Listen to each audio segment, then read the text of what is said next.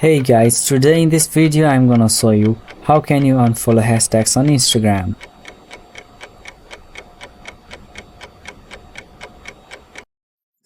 So let's get started. So here I have searched FYP hashtag. All the trending posts related to that hashtag has come over.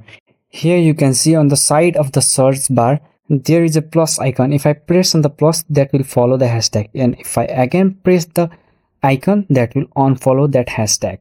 Or you can go to your profile and click on following list. There you can see hashtag creator and business. You can press over there.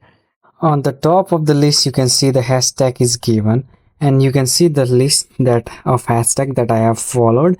So you can press on the hashtag to follow and unfollow them.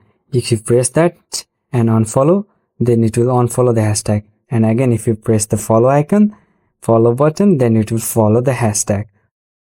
But if the button is not working and you are getting stuck over there, then you can check your Wi-Fi if it is properly working or not. You can turn off and turn on the Wi-Fi and reconnect it, and you can try once doing that. In my case the button is working, but if your button didn't work, then you can go press on the app and then app info, and you can see below that there is clear data.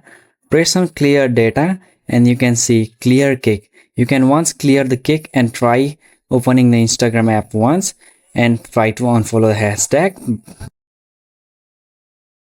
And even after doing all this process, the hashtag button is not being unfollowed, then you can go to the app setting and clear all the data.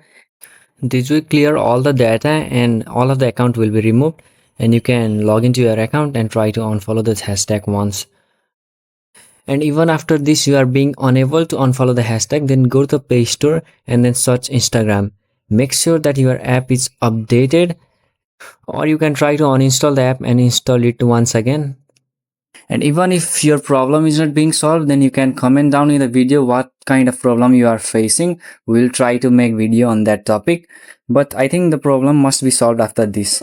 So that's all for today. See you in the next video.